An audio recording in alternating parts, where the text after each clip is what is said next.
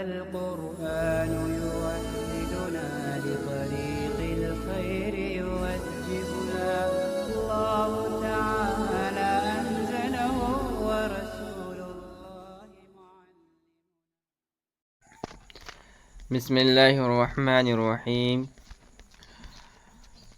اعلم أن الحكمة علم بأحوال أعيان الموجودات على ما هي عليه في نفس الأمر بقدر الطاقة البشرية، وتلك الأعيان إما الأفعال والأعمال التي وجودها بقدرتنا واختيارنا أو لا. فالعلم بأحوال الأول من حيث أنه يؤدي إلى إصلاح المعاش والمعاد يسمى حكمة عملية، والعلم بأحوال الثاني يسمى حکمت نظریۃ۔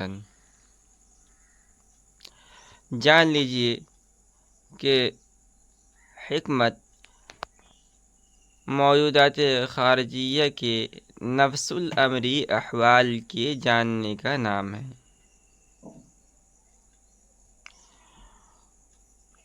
بقدر الطاقت البشریہ، انسانی طاقت کے بقدر۔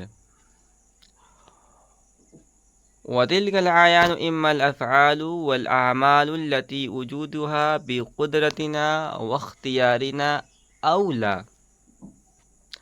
اور جو موجودات خارجیہ ہیں یا تو ایسے افعال و اعمال ہوں گے جن کا وجود ہماری قدرت و اختیار میں ہے، یا ایسے نہیں ہوں گے۔ شاعر کہتے ہیں کہ فالعلم بأحوال الأول من حيث أنه يؤدي إلى صلاح المعاش والمعاد يسمى حکمة عملیة۔ لہذا اول کے احوال کے جاننے کا نام اس حیثیت سے کہ وہ دنیا و آخرت کی صلاح کی طرف پہنچاتا ہے، تو علم فلسفہ اسلام میں اس کا نام رکھا جاتا ہے حکمت عملیہ۔ والعلم بأحوال الثانی يسمى حکمة نظریة، اور ثانی کے احوال کے جاننے کا نام حکمت نظریہ رکھا جاتا ہے۔ تو یہاں سے باقاعدہ طور پر کتاب کا آغاز ہو چکا ہے، اور کتاب کا آغاز انہوں نے حکمت سے کیا ہے۔ حکمت کسے کہتے ہیں؟ تو اس کی تعریف مصنف رحمۃ اللہ نے کی ہے کہ حکمت موجودات خارجیہ کے واقعی اور نفس الامری احوال کے جاننے کا نام ہے، انسانی طاقت کے بقدر۔ اچھا، اس کو ہم سمجھیں گے۔ پہلے اس سے پہلے جو انہوں نے الفاظ استعمال کیے ہیں کہ الحکمت علم باحوال اعیان الموجودات علی ما ہی علیہ، اس کو ہم سمجھتے ہیں۔ اس میں جو الفاظ آئے ہیں، سب سے پہلے آیان یا عین کی جمع ہے، اور عین کہتے ہیں قائم بالذات کو۔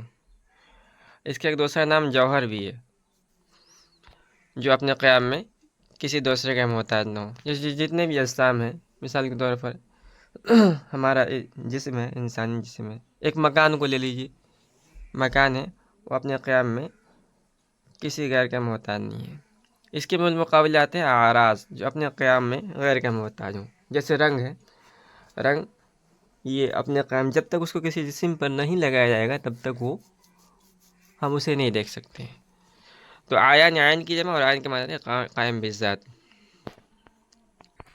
آگے جو تعبیر استعمال کی ہے علی ما ہی علیہ فی نفس الامر، اس میں ما موصولہ ہے، اور اس سے مراد وجہ ہے، اور ہی ضمیر یہ اس کا مرجع احوال مان لیجیے یا عیان مان لیجیے۔ اور اس پوری تعبیر کا مطلب یہ ہے کہ موجودات خارجیہ کے احوال ایسے طریقے پر جاننا جس طریقے پر وہ اپنی ذات کے اعتبار سے ہیں، قطعی نظر کرتے ہوئے اعتبار معتبر یا وضع واضح کے۔ یعنی علم حکمت میں موجودات خارجیہ کے واقعی اور نفس الامری عوارض ذاتیہ معلوم ہوتے ہیں، خواہ ان کا کسی نے اعتبار کیا ہو یا نہ کیا ہو، کسی واضح نے اس کو وضع کیا ہو یا وضع نہ کیا ہو۔ آگے انہوں نے جو تعبیر استعمال کی ہے تعریف میں، علم حکمت کی تعریف میں، بقدر طاقت البشریہ، یعنی تمام موجودات خارجیہ کے پورے احوال کا علم یہاں مراد نہیں ہے، بلکہ جتنے موجودات خارجیہ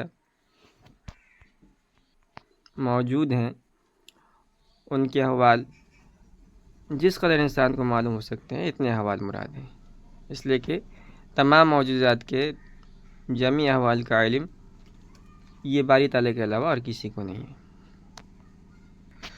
تو خلاصہ یہ ہے کہ علم حکمت کہتے ہیں موجودات خارجیہ کے واقعی اور نفس الامری احوال کے جاننے کا انسانی طاقت کے بقدر۔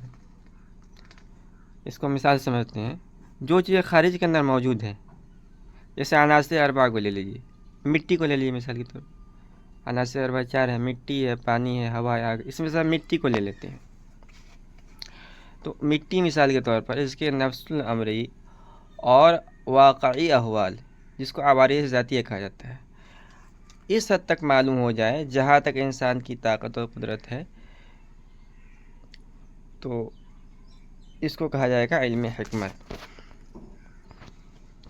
آگے شارح نے فرمایا وَتِلْكَ الْأَعْيَانُ، یہاں سے علم حکمت کی تقسیم ہو رہی ہے اور ایک حیثیت سے ہے، یعنی موجودات خارجیہ کے اعتبار سے علم حکمت کی تقسیم شارح کر رہے ہیں۔ تو شروع میں انہوں نے موٹے طور پر علم حکمت کی موجودات خارجیہ کے اعتبار سے 2 قسمیں ہیں، کہ حکمت عملیہ اور دوسرا نام ہے حکمت نظریہ۔ اور اس کی تفصیل یہ ہے کہ جو موجودات خارجیہ ہیں یہ 2 حال سے خالی نہیں۔ موجودات خارجیہ یا تو وہ افعال و اعمال ہوں گے جن کا وجود ہماری قدرت و اختیار میں ہے۔ مثال کے طور پر صنعت و حرفت ہے، جیسے ایک آدمی ہے وہ لوہار ہے، ایک آدمی ہے بڑھئی ہے، ایک آدمی ہے جو مزدوری کرتا ہے۔ تو یہ ایسے افعال ہیں اور ایسے اعمال ہیں جن کا وجود میں لانا یہ ہمارے قدرت و اختیار میں ہے۔ اسی طرح نماز ہے، روزہ ہے، یہ ایسے اعمال ہیں جن کا کرنا ہمارے وجود میں ہے، یعنی جن کو وجود میں لانا ہماری قدرت و اختیار میں ہے۔ یا یہ موجودات خارجیہ ایسے افعال و اعمال نہیں ہوں گے جن کا وجود ہماری قدرت و اختیار میں ہو۔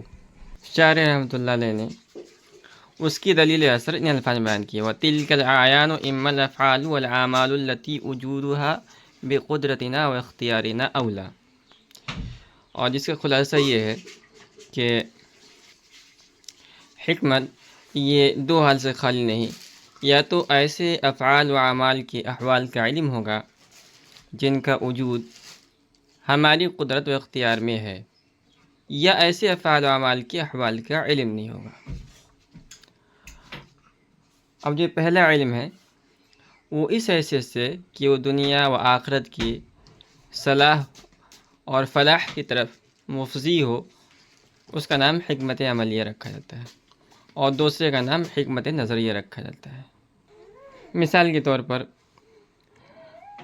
جتنی بھی صنعتیں ہیں اور حرفتیں ہیں ان کا جاننا، اور جو کسب معاش کے ذرائع ہیں ان کا حصول، جیسے دنیا کے اندر ایک انسان بڑھئی ہے، ایک دوسرا انسان لوہار ہے، ایک تیسرا انسان مزدور ہے،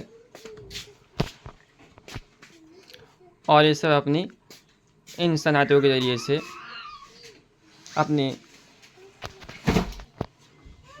زندگی کو گزارتے ہیں۔ تو یہ سب ایسی چیزیں ہیں جن سے انسان کی دنیاوی زندگی سنورتی ہے۔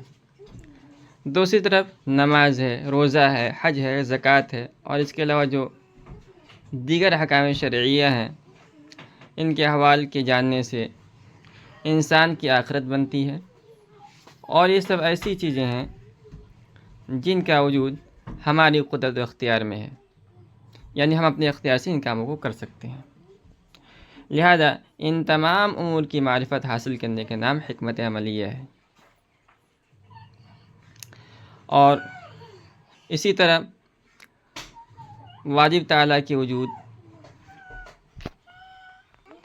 افلاک کا گول ہونا وغیرہ، یہ سب ایسے امور ہیں جن کا وجود ہماری قدرت و اختیار میں نہیں ہے، تو ان کے جاننے کا نام حکمت نظری